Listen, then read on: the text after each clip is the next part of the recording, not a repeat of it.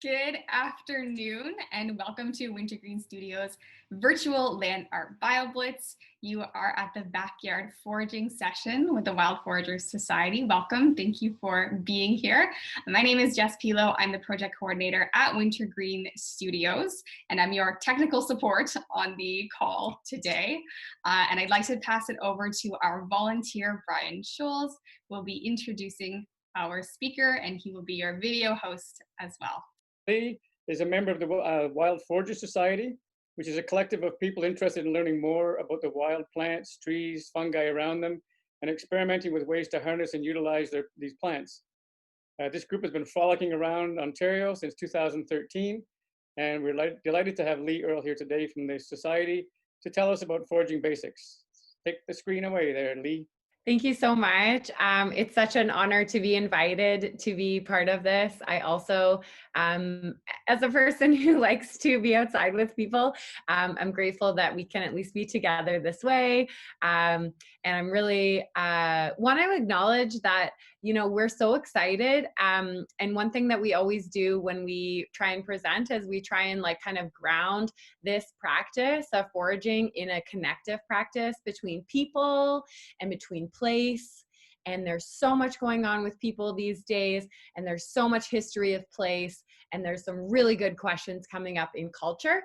And I just want to acknowledge those questions, and that Wild Forager Society will continue to learn and grow and be relevant to people who've been foraging on this land for some of them. Their ancestors have been foraging here for thousands of years. So I'm just really grateful for all the people who've ever spent time with a plant or you know, looked at a flower and really smelled it and felt the beauty. And that's just something that we are grateful to share our enthusiasm and our experience. Although we are not experts, we do have a lot of experience. Myself, I'm here right now live, but also on behalf of Rebecca Lamb and Sammy Tangir, who are founding members as well. And we've been doing this for 7 years, and we wanted to celebrate with you as well. I got a chance to record this video with my colleague, Sammy Tangir, which we're gonna watch. Hey everyone, I am Sammy. I am an enthusiastic member of the Wild Forager Society,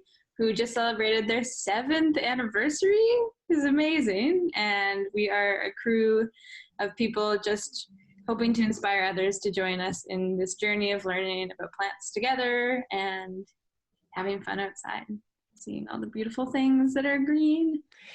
Sweet. I just wanted to say a little bit about the BioBlitz. So last year, myself and Rebecca Lamb, who's also a founding member of the society, we were on site, and it was really beautiful to be there. We had such a nice time in that space, which we got to see some of the beautiful buildings on site, some of the wild patches of poison ivy, some of the really incredible woodlands, and also noticing the diversity of birds and beautiful snakes.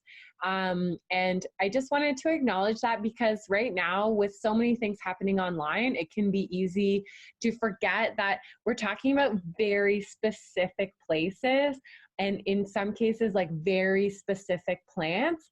And one practice that's always been really helpful for me is having a sit spot or a routine in a place where I can go back and revisit that same place throughout time. And so I just wanted to acknowledge that, because of course, we may be tuning in from all over.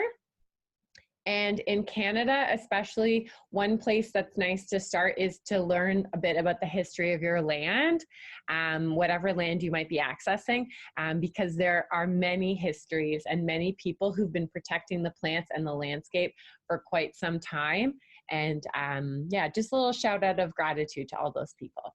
Yeah, and speaking of the gratitude and being out and foraging, we wanted to just start with, you know, what it looks like to go out and how to be safe and be respectful and be kind when we begin our adventures of foraging, and what to notice.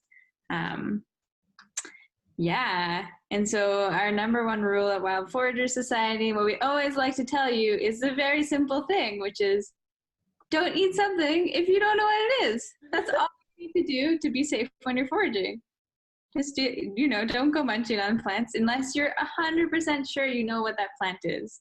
And for us, we always talk about that sureness coming from having multiple sources. So maybe a source is my grandma that I've known for a very long time and I trust deeply to be telling me this plant. Or maybe it's more than one source too. So maybe it's my grandma and also this book. Oftentimes we look to the internet for so many things, and there's such a beautiful wealth of information there. And there's also misinformation, and that's why it's really important for us to have more than one source, especially when we're using the internet, because sometimes the photo can be different from the what they're describing, and it can be very confusing. So we really recommend you to use multiple sources when you're unsure about a plant. And you can always reach out to us at the Wild Foragers Society. We're always open to plant mysteries. Sweet. Thank you so much for saying that, Sammy. It's just one of those things that we feel really passionate. We are not intending to be experts. Of course, we have experience.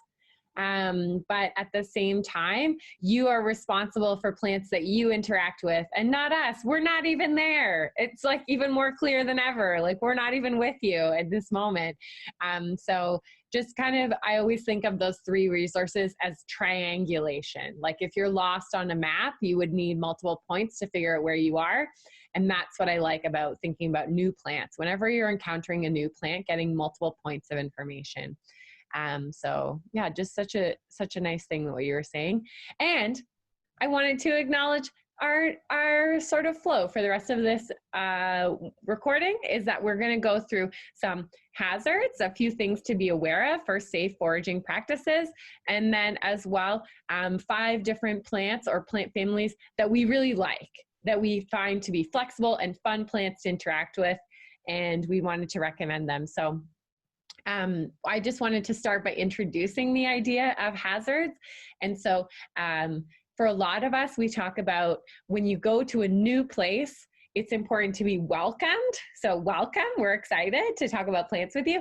And also we want you to know about the dangers so you don't accidentally get into any trouble. And so don't eat things you don't know what they are. We already said that one, as well as there are a few plants that are quite hazardous and you may encounter when you're out there. So we just wanted to point those out. And yeah, I'll pass it to Sammy. Awesome. Well, I thought I could share a photo of one of these plants that we definitely want to be mindful of and also acknowledge because they're still a really cool plant, even though they are a hazard. So this is one of those plants, and many times people tell me things like, oh, this plant only has a red stem, or it always has red leaves, or it's always shiny. And the thing about this plant, who is poison ivy, this is poison ivy. Poison ivy looks, sometimes it is red, sometimes they're green. And how I remember poison ivy is they have 2 leaves that are opposite of each other and one kind of sticking a little bit higher up. And there's often a lot of plants that have this pattern of the 3 leaves. And it's a really fun challenge to try and notice the differences between them. Yeah. And one thing I love to think about is a song that I learned and taught to many kids in my time of how amazing poison ivy is as a protector. And the song goes like this: leaves of 3, let them be. Don't you come too close. Poison ivy, you protect the forest the most. That's awesome. Thanks for sharing that. I love that song too. And one thing I just wanted to mention is that this is a plant that you wouldn't consume, but even as you're out there foraging for a plant that you do know, it's possible to brush against poison ivy and the oils to cause a skin reaction. And so that's just possible across humans. You might be a little bit immune to it at the beginning, but the sort of the common scientific beliefs are that eventually your immunity will run out and almost anyone can be allergic. And so it'll look like some raised bumps and can turn into a weeping rash. that can spread if you don't treat it. And it will eventually go away, but it can be very uncomfortable. These are some poison ivy flowers, just for fun. Remembering this plant is still, they still flower. They're still really beautiful, though we don't want to rub against them on our frolicking adventures. So another set of plants just to watch out for and to know about are the wild carrot family. So APAC. Yes, beautiful. Thank you for this beautiful imagery. Yeah, or parsley family, sometimes it's called, as it is in this picture. And so just really important to know about this plant family, because it has alluring plants that may be called like wild carrot. And you might think, oh, I'd love a little carrot. No, because it also has dangerous plants like water hemlock, poison hemlock, and not to mention some that can potentially cause a skin irritation as well. So like giant hogweed, people might have heard of. More likely in your area is a wild parsnip or a feral parsnip. And so just important to know about these things so that you can feel confident when you're out there. Yeah, so let's chat a few plants. And I think we were gonna start with some garlic mustard. It's a beautifully abundant plant. And by that, I mean to say that some people call it invasive. I'll throw it over to Sammy. Yeah, so this is a picture of garlic mustard when they're very young. And this is a plant that loves to grow in disturbed places. So this is a plant you might find in the back of your backyard, creeping in the sides of the walls, in the pathway. Garlic mustard is really happy to live in some shade. I've seen them in the darker parts of the forest too. And this plant, when we're speaking about plant families, so like the parsley family or the carrot family, this plant is in the brassica family. And brassicas are one of the vegetables that we buy from the store so often. So broccoli's a brassica. So many of our greens are brassicas. Mustards are all brassicas. The mustard you put on your hot dog, that is from the seeds of a plant that's much like this one. So of course those plants are delicious, and so is garlic mustard. And they start off as this very small, smaller leaves, kind of low to the ground, and then you'll see as they grow up, this funny thing happens where the leaves get more pointy. And I really enjoy eating this plant. In most stages, as the plant grows, the leaves will get more bitter. And bitter is good for us. However, sometimes it's not as delicious. This is our good friend and co-leader of Wild Foragers talking about that bitter flavor that happens and making the bitter face, because these leaves can get bitter. But there's lots of delicious ways to add that to your food and still make it delicious. I really like to stir fry my garlic mustard or have it with some oil and vinegar and salt. And it's delicious. Lee, do you use your garlic mustard for anything? Oh yeah, I just wanted to do a little shout out to learning this plant because it's in flower right now where I am. And it's got 4 petals on its little white flowers, and the little flowering tops I use like as garnish. They're so beautiful and hot and spicy like a mustard. So you can put them in salads or in omelets or whatever you're really eating that's like a nice savory meal. And also shout out to garlic mustard later in the, you can use also the root. So this is a picture where you can sort of see I have almost the whole plant. And so at any point, this plant can be eaten, like whether you wait until the seeds mature and then you gather all the seeds and put them as a spice or mix them into a salt blend, or use them actually as a bit of a mustard, then you can later use the roots as well. And I put them in a bit of like a wild horseradish recipe. So yeah, it's pretty awesome, beneficial plant. And because all the parts are edible throughout the year, I encourage people to try what's good to them. Like I've even had the whole plant a tiny bit of oil and salt on it, and then roast the whole plant over the fire, which is like a fun way. Or maybe you have a barbecue, so you can access the different flavors also, being creative in the cooking method. Mm-hmm. Yeah, and this plant grows really, they're really good at growing. They're very abundant, and often considered invasive. And so this isn't a plant that we need to worry about harvesting a little bit of. We always need to be conscious of walking through the forest and stepping on things. However, this plant, I always feel really good about gathering a bunch because I know that they spread very, very easily.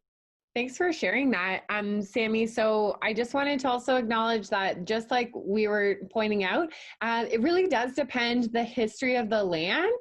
Of course, for cultural reasons, but also for like some really specific, like roadsides or old railways, or near the watersheds of mines, for example. There can be places where there are toxic elements in the soil or in the water, and those are really going to affect your plants. And so, yeah, it's kind of like a holistic venture. Everything that is made its way into your plant is going to make its way into you. So just be conscious of that. And then that brings me to our next plant, which a lot of people think is a weed. So I should get some more photos of this plant up, but I think most people would recognize this plant because they look like the sun when they are flowering. They're so yellow, and I think where I am, all these plants, the dandelions, have already flowered. At least the first round have flowered, and I've seen their big moon-like puffs flying into the air. And but those greens are still around, and they are really delicious. And if you look at the leaf in this picture, you can tell that they're very toothed. Imagine if your teeth were that sharp. Yeah. The dandelion actually comes from the dent de lion, the tooth of the lion, the French. I eat this plant all the time. I have dandelion. I will wash them and slice them up pretty thin and garnish some food with them. I'll stir fry them, have them with eggs. I do find that they are a little bit bitter, so I like to have vinegar with them just to cut that bitterness a little bit. And I've also enjoyed the flowers before. A friend of mine made shortbread with just the yellow parts of the flowers, so not the green part on the bottom. It can be a little bit bitter, but the yellow fluff. And those were so good. It made a really nice texture. And I also enjoy the root of the dandelion. Whenever I have to pull them out of a garden, I like to save the root and dry the root, and ideally I would roast it, and it adds a really nice flavor that can be infused in a coffee-like tea. It has no caffeine, though it tastes really good. A little bit like coffee, and really good for you and good for your digestion, and just a really nice plant to be consuming. I love to eat just the flowers raw, actually, especially in places where there's no spray, which actually in most of Ontario is the case. It's important to research your own places. But the flowers, I eat the center of the yellow part right out of the flower stalk. It's so yummy. As well, a flower fritter is a really fun game to play because, you know, who doesn't love like a little deep fried snack? You can make them sweet or savory. So sweet, I would serve with like a maple syrup base or honey based sauce. And for savory, I love like a nice vinegary, mustardy sauce for a savory experience.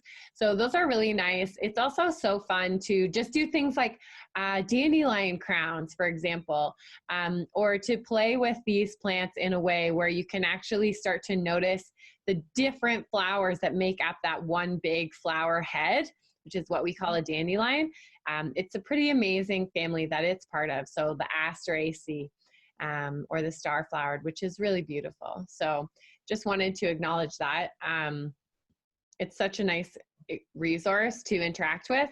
And what you were saying of the roasted root, it's so beautiful. Oh, what a beautiful picture.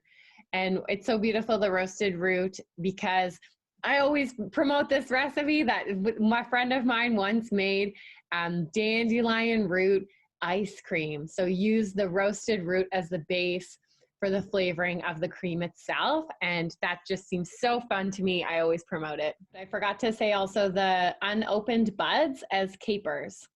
So you can pickle the unopened buds if you have some dandelion that hasn't gone to full flower yet. So depending where you are in Ontario or throughout the world, you might still have that opportunity. Beautiful. Okay, tell us a little bit about what we're looking at, Sammy. So perhaps we should have mentioned this plant at the beginning, because this plant is a plant that might cause some irritation if you rub into them. However, this plant is delicious, and it's no wonder that they are called stinging nettle, because yes, they do sting, and they're so good. So I'm not surprised that they have this stinging quality to protect their leaves from us and maybe some other creatures that would be munching on those tasty leaves. So stinging nettle. If you see in this photo, you can see all the tiny little hairs. Those are the stingers.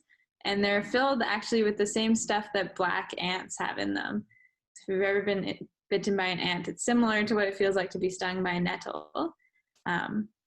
And this plant loves to grow in wetter spaces.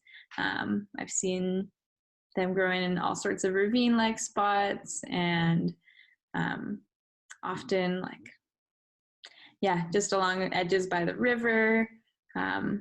And I love to eat this plant. I will gather the tops, and you might wonder, oh, should I be using gloves? And I think that's a good idea. But we do talk about this phrase called grasping the nettle, which is a different way to say grab the bull by the horns, or just go for it. Because sometimes if you go quick enough, you can squish those little needles, and maybe you won't get stung. However, I cannot promise.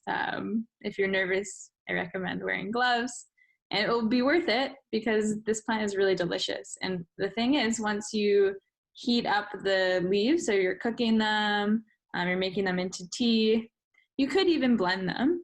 And all those different ways of processing the plant will take away the stinginess and just leave you with all the goodness of the plant. And I really enjoy nettle stir fried into things, on pasta, in soups. Stinging nettle spanakopita's. Oh my goodness, there's so many different ways to have nettle. And I also really like them as a tea. Really high in vitamins, and some people say they're very high in iron, which is really handy sometimes of the month for me. I wanted to just jump in and say some things. Thank you for that beautiful explanation. Some things that I love so much about nettle are exactly what you were saying, Sammy, of like a tea or an iced tea is something I really like. And so you can do a long infusion with these. And by that, we always mean, whenever we're saying tea or tisane, we mean take the plant and cover with boiling water. So the plant just like stays in a teapot or a jar off the heat, and then you boil the water, and then you put the water over top. And so that just allows for the flavor and lots of components to come out. And it's not boiling the plant in the water. That's a different preparation. But for an iced tea, then I would just like kind of leave it overnight this time of year, maybe put it in the fridge, and then ice it the next day with a little bit of lemon and a little bit of maple syrup or something. And it's so nice. Put that on some ice cubes. As well, I forgot to mention that for dandelion, I made some dandelion crowns recently, and then I used the flowers the next day, even though they were slightly wilted, in a nice dandelion iced tea. And it was really great to just feel that, oh, I've harvested this plant and used it 2 ways, which is a really nice feeling. So nettle that's gone to flower, it will start to produce seeds, and it's harder for your body to digest, but you can harvest those seeds actually. And some people I know make some really amazing, shout out to wild muskoka, which is a wild food company, but there are some friends of mine and they make like a salt blend with the seeds. Again, so nutritious, really nice and flavorful. So it's a great plant. And I've even used nettle before as a compost tea. So I encourage you to think about that too, about how you could get some benefits for your plants from other wild plants. It's pretty sweet.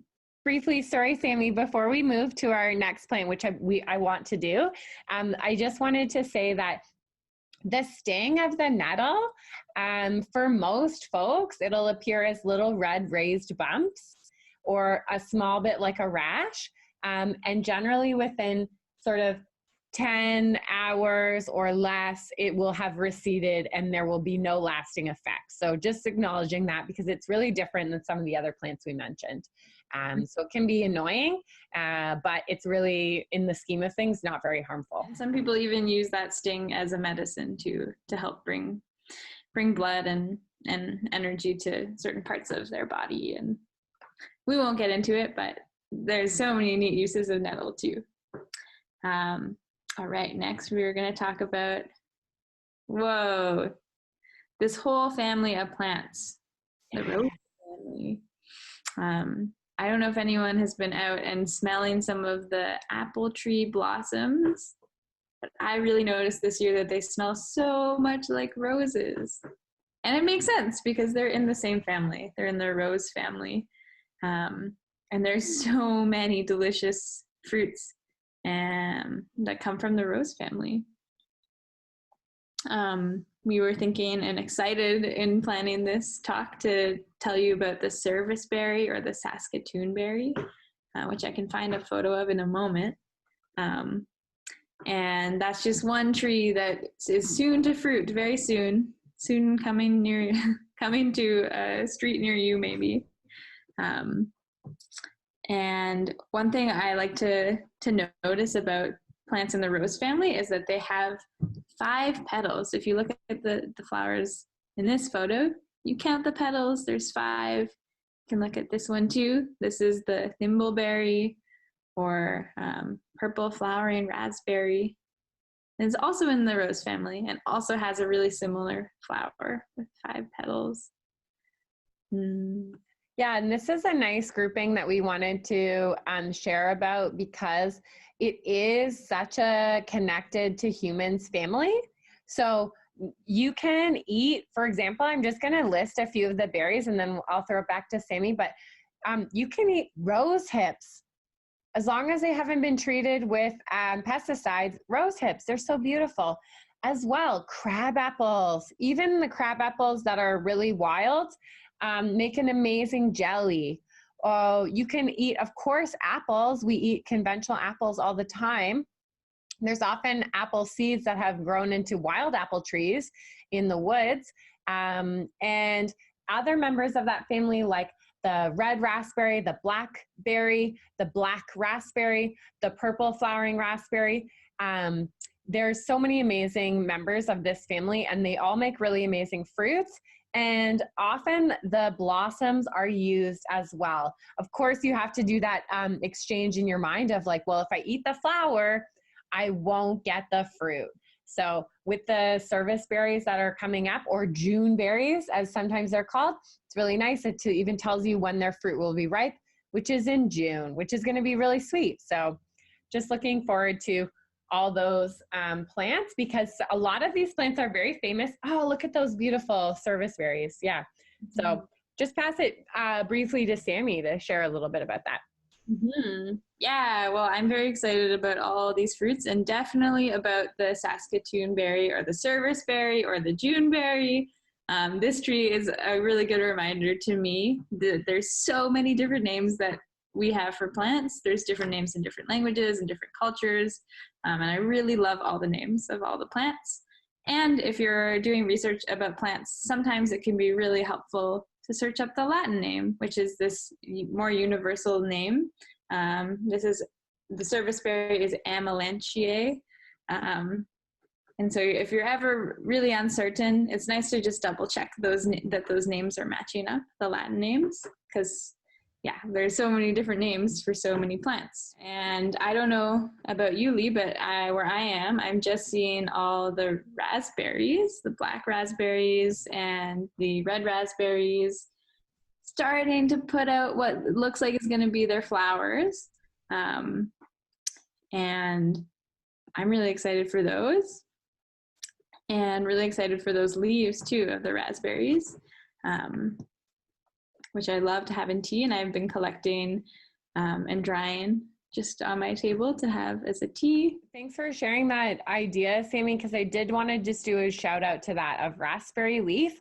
Is like a famous tea, and it's a nice way to enjoy the brambles themselves. Often come in this 2-year cycle. So the first year, the bramble will grow from the ground. And in that case, it's actually that cane, that raspberry cane or black raspberry cane, it's actually not going to produce fruit that year. So that's always the one that I harvest the leaves from. Because I'm not taking away any of the sugar ability for the leaves to put in the fruits or anything like that. And then once they're in the woody stalk phase or the woody bramble, the following year, they will produce fruits, which are so nice.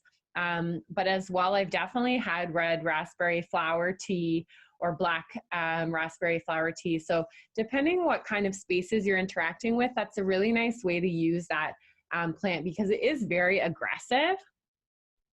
And some of us maybe even know that, for example, with apple trees or things, you actually want to harvest a certain amount of blossom so that the fruit can be sort of focused on by the plant to make big fleshy fruits.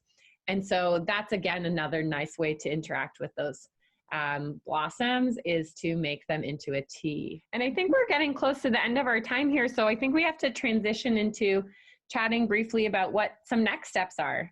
Yeah, well, we just wanted to, just talk a little bit about how awesome it is to just be outside and to be foraging, even if it's not for food, but for fun and for learning about all the different plants that are around.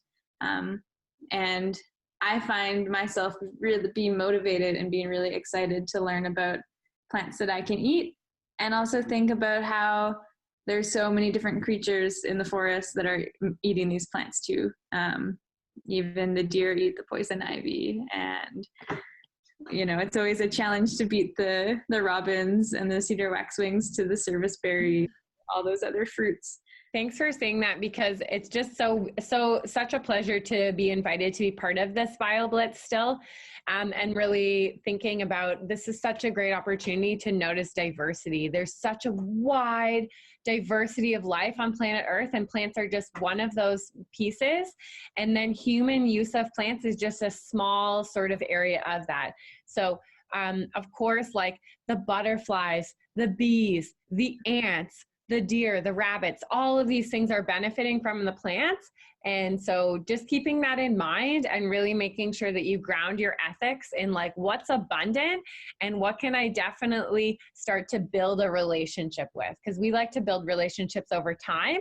And that's, again, why we're saying these sort of 3 references as a point to remember, because with our 3 references, that can really help us sort of know where we are, and also might actually slow us down in our foraging practice enough to notice like what season is this plant ready in, what part is the right part, and asking those really meaningful questions. Thanks, Lee, and thank you everyone for listening. And yeah, it's very exciting just to be out and to be learning, and I hope that you get to know a little spot and watch everything grow and change, and maybe find yourself eating some roadside, trailside snacks.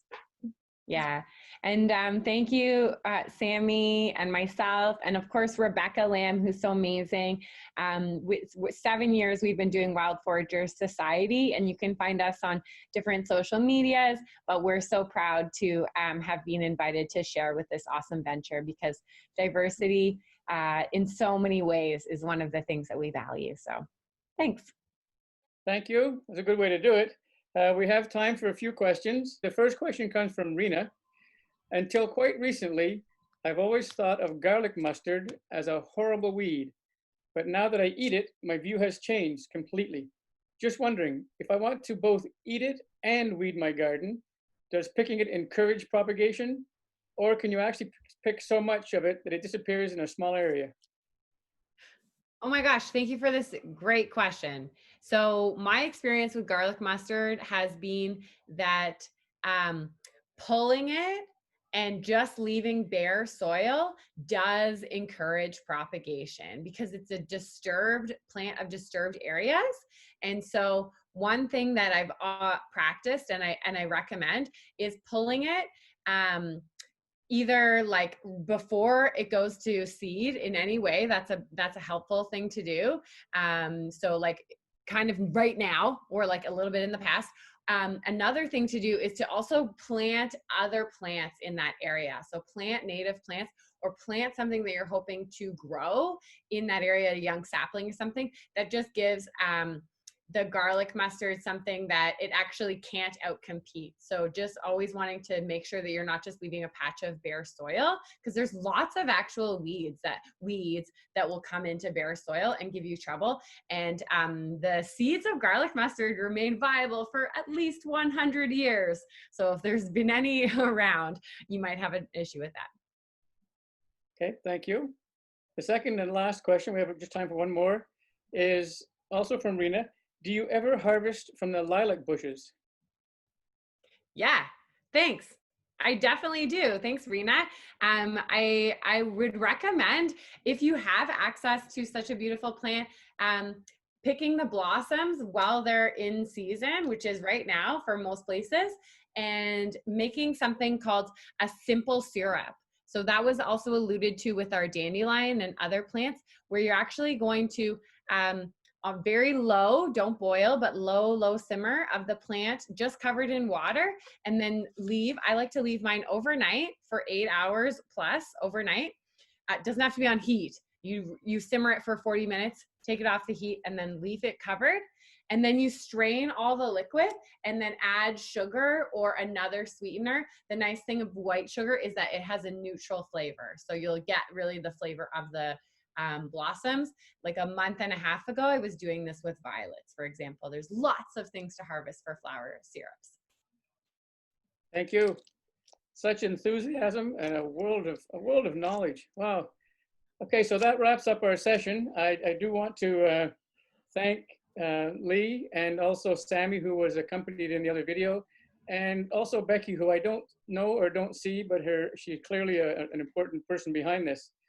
And from my perspective, as a little bit older than some of you, it is so encouraging to see. I think I've seen 7 or 8 faces on this morning, and I think they're all under 30. So from somebody who's passing the torch along, so to speak, it is so exciting to see young people taking this stuff seriously and moving us all forward. It's a good feeling to know that that's happening. Okay, so thank you, and back to Jess. Thank you, Brian, and thank you, Lee, for that wonderfully informative presentation.